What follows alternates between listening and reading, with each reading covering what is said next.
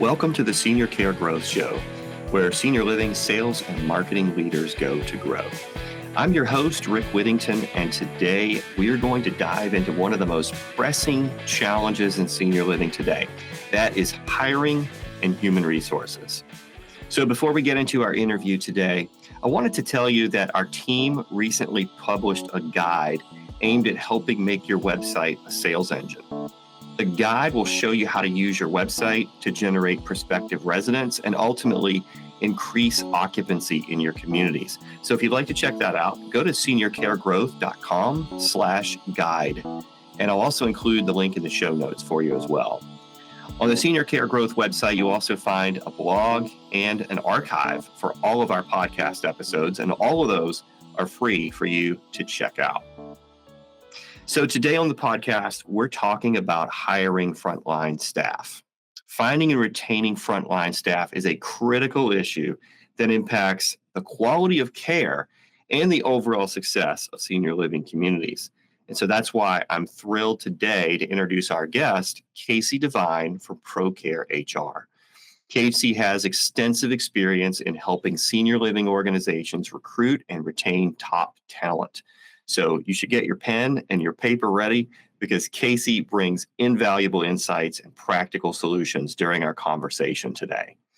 So in this episode, we're going to explore the state of the job market, the unique challenges faced by senior living communities in the hiring process. We're also going to discuss effective strategies for attracting and retaining dedicated staff and learn about innovative approaches to creating a supportive and thriving workplace culture, because we all know that culture is really, really important in hiring and retaining staff. So whether you're struggling to fill positions or looking to improve your HR practices, you won't want to miss this conversation. So here's my conversation with Kasey Devine. Welcome to the podcast, Kasey. Hey, thanks, Rick. Appreciate you having me. Good to see you again. Yeah, great to see you too. Why don't you tell our audience a little bit more about your background and how you got into HR, in particular, maybe in the senior living sector? Sure. We'll start with a Forrest Gumpian story then. It's not a straight path. So I actually got into the HR space via sales, and I didn't even intend to be in sales back in the day. So I got my start in HR tech and outsourcing sales and sales leadership, and that's what I've really been hung my shingle on for the past 10 years or so. And one of the things I found, even just back when I was carrying a bag and annoying people door to door, was that I loved the conversations around HR. I was the person who took advantage of the continuing education opportunities to go get fundamental payroll certifications and PHR certifications, human capital strategist, all of this different stuff, because I really just was fascinated with the content and also came to understand a little bit more that like the three pillars of an organization are like a product or service people will exchange money for. It's some sort of capitalization and cash flow. And then people to me are the more interesting one, because I've seen organizations have great of the other two. And if you don't win on the people game, you won't win ever. And so that's really where I've stuck. And I think I'll probably be sticking until they kick me out. And I think people probably is the most unpredictable one of those three, right? Yeah. If it wasn't, we'd have a lot more stock market millionaires. I'll say that. Very good. So let's talk about your company, Procare HR. Why don't you talk a little bit about what they do? Yeah. Our company is a growing company based out of Minneapolis, Minnesota, that is super mission driven. We're an HR managed services firm that really specializes in senior living operations. And so we work with typically mid-sized to large operators and help with all of the headaches that HR and workforce bring.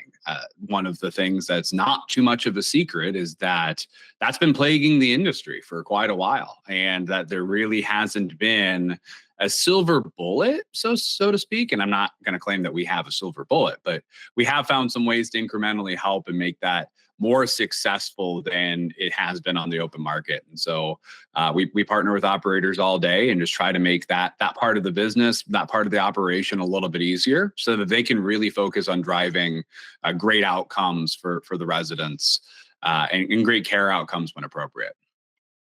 Yeah, I like what you said about driving, the quality of care. So the focus of senior living organizations obviously is driving that quality of care, but then they also have to have people to help them live out that mission.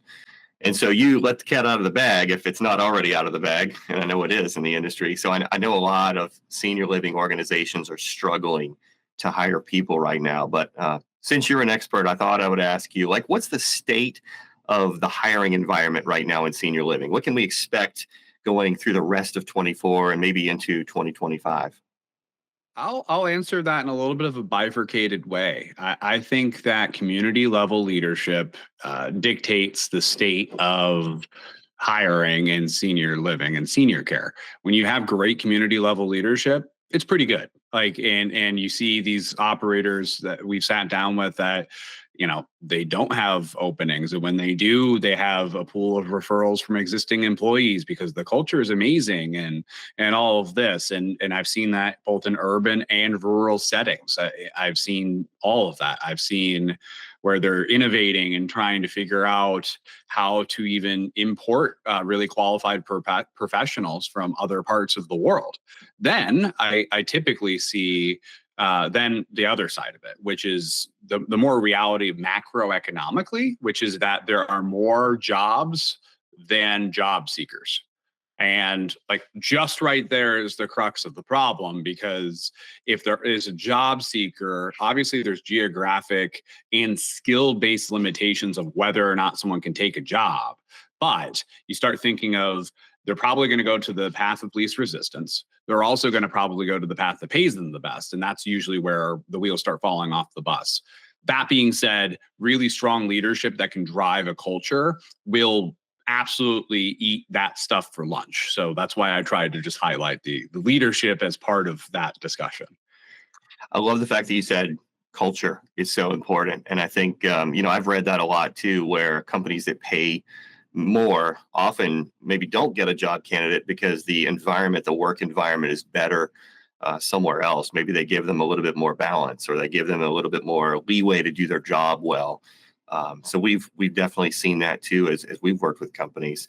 How has the current job market impacted the actual strategies that senior living is using for recruitment? Mm-hmm. Rick, you hit it on the head. I mean, if money was everything, I'm not saying it's not important. If it was everything in a candidate's decision, you'd see a lot more people volunteering to climb windmills to change the light bulb at the top. That's not the case. So it's not everything. And so we're starting to see, I'd say, like, again, a couple really key things. So number one is work-life integration with operators that really do a great job there. And I say that in lieu of balance on purpose, I'd say, because it's the folks who are helping folks understand work is part of life and integrate that into it so that, when a child comes along or there's a snowstorm, they're not wildly surprised. That's that part. And the other side I would want to note to the answer of that question is folks who are getting quite good at being creative. And what I mean by that is, not a secret that, every organization is different, but then also senior living, senior housing in general is a unique subset. Not, if you're going, let's talk, frontline workers or something like that. A really impressive healthcare plan might help get executives, might help get the leadership in the door, but like on-demand wage access might be the thing that helps there. Or again, flexible shifts or whatever it might be. That's like the trends that are really taking off. I like what you said about work-life integration. I actually saw a LinkedIn post that you made, I think maybe it was yesterday or the day before, about work-life integration and how balance assuming work is a part of life, right? So you're going to have to make time for that. So what are some of the most significant challenges that senior living communities are facing when recruiting frontline staff specifically? Yeah, I think it's number one is communicating the vision of what it means to work in the industry to an outsider. One of the conversations I had in the past is that our industry feels like a little bit of a small town. And if you're not from that town, it's hard to get integrated. And if you are from that town, you know everybody. And so we need to do a better job welcoming people and kind of opening it up and doing the, donut session, so to speak. Welcome people in, get them integrated. That's one of the challenges. Second challenge is that, like, let's call a spade a spade. Some of the frontline work is hard. It is. And uh, why I answered with the mission first is because it's hard, and it isn't always if you did the same task, let's say someone who's working in the kitchen or whatever, it might be maintenance even for a frontline worker. Those roles could be in hospitality, they could be in the restaurant business. I mean, there could be in a hospital, and that might pay more or might be closer or whatever it is. And so I think the challenge is communicating the mission and the vision of why the work is important. And, hey, if you have the option of doing the same job in 4 different places and the pay is within plus or minus 5 to 7%, why would you want to work for the one that's going to make you feel better about your job and make you feel like you're contributing to society, which 110% without question is our industry. I think we just need to wrap it up better and put a bow on it, eh? That's great. Yeah, the why is incredibly important, I think. And you talked about communicating mission. So if I'm in corporate HR at a senior living organization, what are some ways I can do that? What are some ways I can actually communicate the mission of our organization so that people would want to, when we post a job, reply to that? Yeah, document. I'll spare listeners here of having to hear about like showing up to the career fair and getting engaged with your local trade schools and community colleges and high schools, because if you're not doing that at some sort of scale, I don't know where you've been. What I would say is document. Like, the average job earner or job seeker, excuse me, is probably within some sort of scope of your community already. And so if you're doing a good job on any social media, documenting what it's like to be there and continuing to reinforce, hey, we're ABC community, we stand for X, Y, and Z. And continuing to like reinforce that on even, yes, LinkedIn, but Facebook, Instagram, TikTok. Maybe residents aren't there, maybe they are, but the folks that you're going to be recruiting absolutely are there. The folks who are really like starting to see that trend are winning because they're getting an opportunity to kind of have you along for the ride on demand, so that when you go post that job, people know like, hey, ABC community is a great place. And like, it seems like people are really fulfilled and happy and don't hate showing up on Monday morning. And when they post that job, like, hey, I've actually been looking for them, and maybe I'm not looking for that job, but I've been wanting to get into that organization for a while, so I'll apply. And again, like, is that a little bit of rose-colored glasses? Absolutely. But like, you do have to start somewhere. And I think documentation of day-to-day life and not just when the pizza party happens is really important, showing that you really care about your people. Yeah, so I made a connection there when you were talking about human resources and marketing. Yeah. And branding too, right? Because if you've got an organization that has a brand, so your organization is going to have a brand, whether you know it or not, right? And so if someone knows you as someone who's always in the community, they're sponsoring activities, they're they're at different places and events and career fairs, things like that. But also, you're talking about your mission. And you do that and you do it consistently. That seems more like a marketing activity for me. You talked about social media and being consistent and all, in all those places. That really is a strong takeaway for me here, is that, you really have to think of this not as just a recruiting activity, but as a marketing activity in the way that your organization is perceived, your community is perceived. Rick, you're dead on. And I know I'm a little bit biased having a marketing degree, but I would say that if your conceptualization of marketing is just top of funnel leads for folks who can be part of your community and help generate revenue, you have a very limited view of marketing. And I would also argue that even more importantly, it really is internal and external relations, because uh, we don't operate in manufacturing where a machine does the work. Like, the quality of care, the quality of experience is 100% driven by people. And without that, there isn't a mission, there isn't, an opportunity for residents or anything like that. So in my eyes, I think that that's probably got to go up several rungs as we get into 2025. Yeah. So once you have staff, at a senior living community, how do you keep them? How do you keep them motivated? I mean, there's so many ups and downs to the job, so many positives and negatives, and it seems like a lot of what we're hearing in the news is more on the negative front. But how do you keep them engaged and motivated to do their jobs well? Well, it's primarily food trucks and pizza parties. I'm kidding. It's um, I'll get a little bit philosophical to answer your question and then reel it in. Motivation is transient. Like, I sometimes wake up feeling motivated and I sometimes don't. And let's just understand that and have that as a baseline for this part of our discussion. Humans are not inherently motivated. Motivation will end. I'm going to come back like a broken drum to the same thing. Why? Why are we doing this? Why are we doing this work? Why did you get up here? Why did you drive into work or commute in? Why not go do something else? Why not work from home and do something that, you're clicking buttons on your computer? Because people matter, right? Like, we need, if that isn't almost annoyingly in every email, in every communication, in every performance review, remind people, because what that is the antidote to motivation. It's purpose. And there's several books on what people can do when they have a high sense of purpose.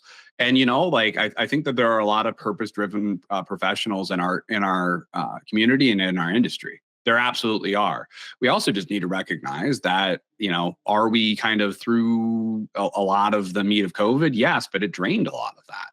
And, hey, that tank is a little bit more empty. And now that we've all had a second to breathe, let's fill that back up. And that will help drive retention. When we talked initially, you mentioned several creative ways of finding candidates. So you mentioned international recruiting being one of them, and also some interesting ways for just finding referrals. Can you talk a little bit about those? Yeah, absolutely. So I've seen, without getting into specifics, because I would advise you to do your research, find what works for your organization. You can reach out to us if you'd like to have a conversation about it, but there are initiatives bringing, I'd say, three different ways. Number one, I've seen actually importing qualified professionals from countries in Asia and in Africa, as well as some in Eastern Europe. And then the second thing I've seen is working to fill some more administrative tasks, even remotely, via countries in Central America and South America. That's something that I've seen because of the time zone alignment there. So that's been something unique. There are folks who are really begging to work, that are really hard workers and would love the opportunity to help out. And calling a spade is sometimes, there just isn't the job pool. Those seekers just aren't there. I mean, maybe you are operating in a small town or a small city, and there just actually aren't any people, even if you got creative, and you have to change that. So that's one thing that we've seen folks be successful with. The second thing is, you are a combination of the 5 people you spend the most time with. So whether you like it or not, get out to the top half of your employment base, the people that you'd like, if we had clones of that person, we would really like it. And just, maybe there's a referral bonus or something like that, but tell them about what you're trying to do. Why that matters, why that impacts them, why that impacts the folks that you're providing care for and ask like, hey, would you mind sending, this email to a few of your friends or just mentioning it that like, hey, if you're ever looking for a job, don't even go to our job board, contact this person, because we all know that the job board might not even be completely 100% up to date anyway. So like, we want to make sure we're capitalizing on that. And then the third thing is like, I say this from a sales perspective. If you got dropped in a place you weren't familiar with and all you had was a phone, what would you do? Like how would you do your job? And so like, all right, hey, I need candidates. No, none of them are applying. I don't have any referrals. Like start going to places where maybe there are some adjacent skills, like go contact those folks, and do a little bit of guerrilla marketing, get creative, like, because there are folks in hospitality, restaurants, and maintenance in different places. And you know what? There are folks I would say out there that if they understood, even from a nursing perspective, what's available to them, maybe they would go through some career training to shift. That's something that's very possible. You just given us a waterfall of helpful information. Let me double back on a couple of these and ask a couple follow-up questions. So Sure. you mentioned referral bonuses. I'm just curious. I know probably our listeners might be anxious to know this. What's a competitive referral bonus in the market today? A little bit of a nebulous question. And part of why I'm saying that is because what's in Miami is different than the operator in Wichita, Kansas. So my recommendation, because I'm not going to give you the answer, I want you to actually do something. Go to surveymonkey.com and send that out to that top half of employees or a select few of employees that you would want to get referrals from, and ask, would a referral bonus make a difference in your likelihood to refer your friends to jobs here? That's the first thing. Second thing, what do you think is a fair referral bonus for doing that? Get the information. You know what I mean? Like what's different, it's always going to be different. So a couple more practical things, like the more executive or skilled the role, I would say the more it should be. A blanket thing is not necessarily the best way there. If you have somebody who's evangelizing for your community and they happen to go get your new executive director pulled away from somewhere else or something like that, like that deserves some recognition. Don't underestimate, the last thing I'll say on this, don't underestimate the power of just recognition, even outside of money. Like we get so caught up in our day to day, and really what we're talking about is behavior change. And how many folks do you think are out there that have recommended your community to one of their friends, and someone said, "Oh, okay, cool, we'll follow up on them." No one said thank you. No one followed up on it. No one recognized them in a team meeting. You could write them a handwritten note and say thank you, and maybe it's from the CEO of the organization or something like that. None of that even costs money. But like that's the blocking and the tackling, the dribbling and passing of basketball that we need to get to before we start executing on plays and dunking. You mentioned handwritten note, and to me, that's part of company culture, right? Yeah. That's part of the fabric that defines an organization. And if someone cares enough to send a handwritten note, wonder how they're going to treat you when you actually work there. That seems like a really good recommendation. And another thing I heard, and I want to just bring this out as a point, that's a great takeaway from the podcast here, is that you should survey your team and really understand would a referral bonus make an impact? And if so, how much would that be? And then, so you might be thinking the referral bonus needs to be $500, and your team might tell you, well, it might be $250, So you may, it's good to always interview your team and try to find that out. So those are two good points. One other thing you mentioned is filling administrative roles remotely. So we talked a little bit about that. You talked a little bit about that. What tasks would you recommend that they do? So the administrative people that you would outsource that to, what are the tasks that they would do?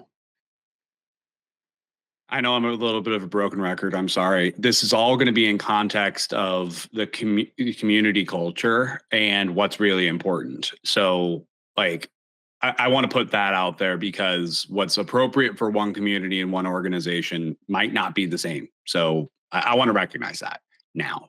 What you can outsource, human resources, and some of the like more administrative, repetitive tasks that get in there that keep the workers that are there in those roles from being able to do the stuff that actually would generate revenue, like surveying, like, those experiences. That stuff is all things that you could outsource. There's certain parts of finance and accounting, absolutely. I've seen invoicing, I've seen IT. Obviously, there's like, it's not administrative, but dining and that kind of thing. Now, like nowadays, like I would take a note out of the book of a couple other industries and go to the fractional community and go to the online spaces where, ask yourself, if that person needs to be in this building, what purpose does that serve? And at least now, when you go to fill that position, you know why you're hiring, instead of taking help from someone who really could do a good job but might not live in the city, in the state, et cetera. So that's just a couple ideas. But I would also, like, this is where I get a little bit controversial. I would push back on the necessity, because is it necessity or is it tradition? I don't know how many times, even from, I'll stick to what I know, an HR perspective, where I've even been comfortable talking to someone about a pay stub. I really do want to interact with someone virtually or interact with that information virtually. I'm okay with that. Most of the communication that happens is via email and text now, or chat anyway. And so, like, I don't know that all of that needs to happen. And we're meeting on Google Meet today and doing just fine. We've never shook hands. Like, and I think that if we can have this kind of a dialogue virtually, you probably could get away with more than you think.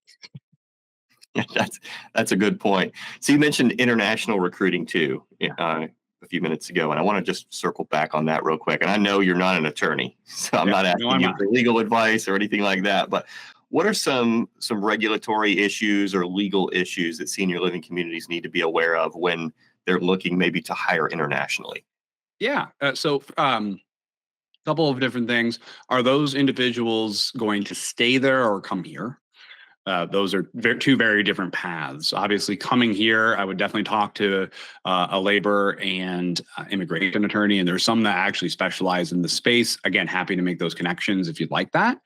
Second thing is, if a lot of folks think, if I hired someone who doesn't live in the United States, like, now I have to be an expert on Canadian labor law, or I don't know, Kenyan labor law. Not the case. There are actually companies, they're called employers of record, EORs, that do that work for you and do it at a fraction of the cost. We're not one of them, but our model is similar to the United States. So you get connected there. There's also models out there that just do all the sourcing for you. And then, you pay a flat rate and say, here's how much work I need.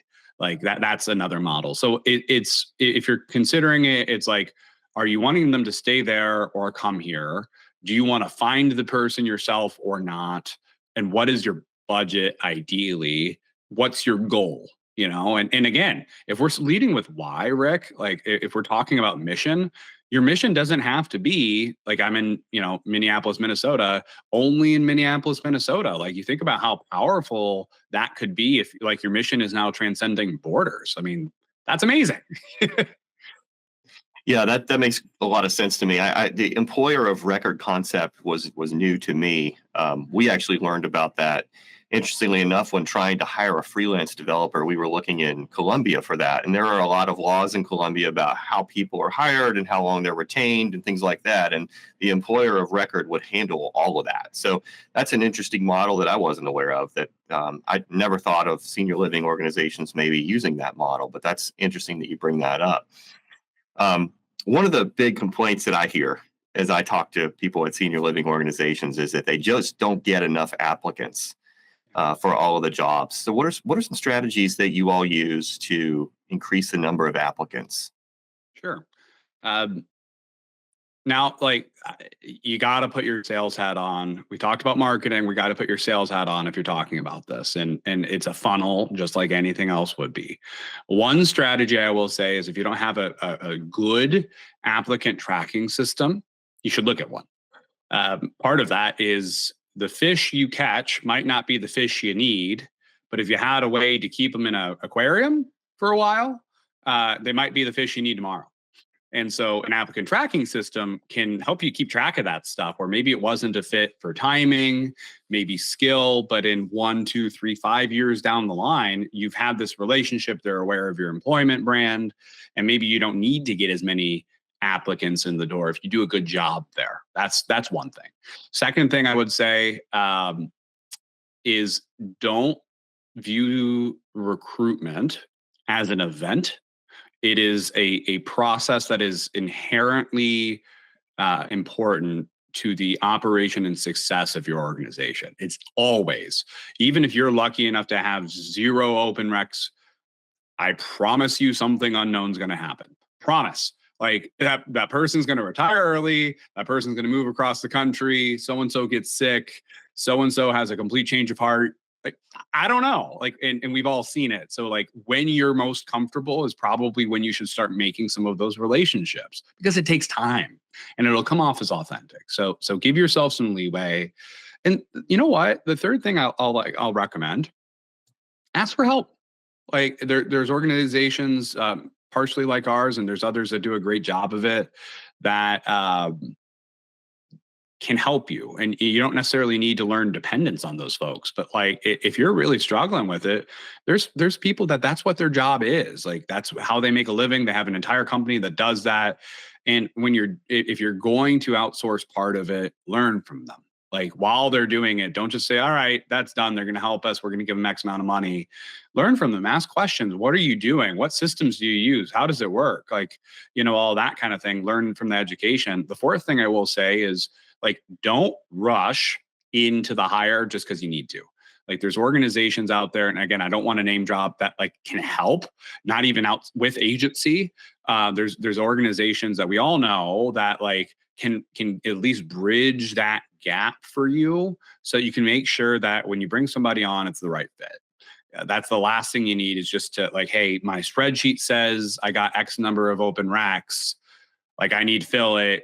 We're moving on. Well, like, life ain't in a spreadsheet. So like, let's make sure that yes, we keep in aware of our KPIs, but also that we understand that people are people, right? Yeah, a couple of things I wrote down here, Kasey, that I just wanted to underscore again. I think, applicant tracking systems, or, it could even be just having a section of your CRM that's devoted to, having people that have applied for jobs in the past. You can go back and index that, and then maybe send them an email or place a phone call if you have an opening. Those people have already reached out to you. Maybe it's in the past, but that's a great idea. And the other is, I wrote down, never stop recruiting. So just, they always say, always be selling, always be recruiting, right? So always have that hat on. What are some best practices for conducting interviews? So you've gotten people in the door, you've finally gotten someone to come in or talk to you, either on the phone or in person. What are some best practices for conducting those interviews and then selecting the right candidates? Great. Yeah, absolutely. So very practical. I would work on like skills-based or like behavior-based interviews. So there's several things you can Google. And again, if this is top of mind, reach out. We'll get you connected to some really great tools. But the more you can say, instead of like, how do you deal with customer service or something like that? Like, walk me through examples and, quick model, situation or task, action and result, the STAR model. And then you can also say, how did that make you feel? And that way you're guiding to understand. You got a complete question of like, all right, that's one example of how they handle customer service. What about another one, whatever it is, and really hone in to understand in the past, what have they done? The second tip, don't assume that your applicants know your organization or can learn fast enough via your website or what you said to hone their answers and translate their experience directly into the role that you're trying to fill, because there's so much context that they just never will have. That's your job. And that's how you find diamonds in the rough. So like, try to see some common threads and understand it's like, oh, well, so-and-so's never done X, Y, and Z. It's like, well, they have worked really closely with X, Y, and Z's cousin. You know what I mean? Like, it's not that much of a stretch. And hey, I know senior living operations, or I know this part of the business, and this person has like really good experience in general. Like, I think they could learn it. Like that's the other side thing I would say is like, don't just look for, all right, this person's been doing the exact thing I'm looking for the last 5 or 10 years. Like you got to develop talent. And by the way, when you do that, you're also going to develop loyalty.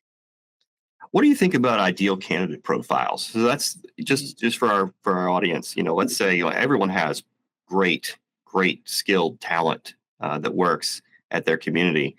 What do you think about maybe defining what makes an ideal employee or frontline worker or CNA or whatever someone might be looking for? What do you think about that process of defining that ideal candidate profile? Is that something worth doing, and how would you do that? Yeah, I think it's worth doing, because if you don't know where you're going, you're going to end up somewhere else. Like, rest in peace, Toby Keith. But that starts with, I'd say, being crystal clear on what your values are as an organization. And not just like, when I say that, I think that's the first exercise. I don't think it's what you want them to be. I think it's what they are. And understanding like reality of what your organization really cares about. Ideally, then you're going back to, have they demonstrated the ability to do so the job function, or have they demonstrated the ability to learn something similar? So if you have the values of the organization, one process I really recommend is going through not just a job description, but a job scorecard of, like, fast forward, it's a year down the line. How are you conducting that person's performance review? Like, what are you talking about? And if you don't know, you should probably know now, because why set them up to fail or change the rules of the game when you've already put them in and the cameras are on, right? So if you can go through there, then that should inform who you're talking to. That should inform the interview questions you're asking, some of the behaviors and skills you dive into on each individual interview as well. Begin with the end in mind is the adage I'll give you there. That's great. Thanks for sharing that, Kasey. So if someone wants to learn more about you and your company, how would they do that? Yeah. Company first, www.procarehr.com. Go on there. We have a bunch of really great guides and information there. We're also increasing a following on YouTube. And then from an administrative side, LinkedIn is primarily where we've been posting a lot of content. And I would recommend, connecting with and following our leaders. Obviously, I'm one of them. I'm active on LinkedIn, but our co-CEOs are, anybody who's a leader in our organization is really somebody who cares about HR, cares about senior housing, senior living, and senior care, and wants to help. So I would say go there, and we talk about this kind of stuff all the time. And if worst case, we're probably at that next conference you're going to as well. Sounds good. Well, Kasey, listen, we all have the same amount of time in every day, and I just want to thank you. I'm very grateful that you took time to be on our podcast today. I know there's so many things that I wrote down. I've got about 1.5 pages of notes here. Hopefully the people that are listening, if they're not walking their dog or on the treadmill or something like that, or traveling, hopefully they are able to write some notes down too. I think you've given us a lot of great information about hiring people. Thank you so much for being on the podcast. Yeah, thank you, Rick. I hope you enjoyed today's conversation with Kasey Devine for Procare HR. Hopefully you took as many notes as I did in the conversation. There are a lot of senior living organizations right now struggling to hire people. I hope yours is not one of them, but if it is, hopefully there was something that you learned here in this conversation today. Well, that about wraps it up for this episode of the Senior Care Growth Show, where senior living sales and marketing leaders go to grow. I'm Rick Whittington. Have a great day.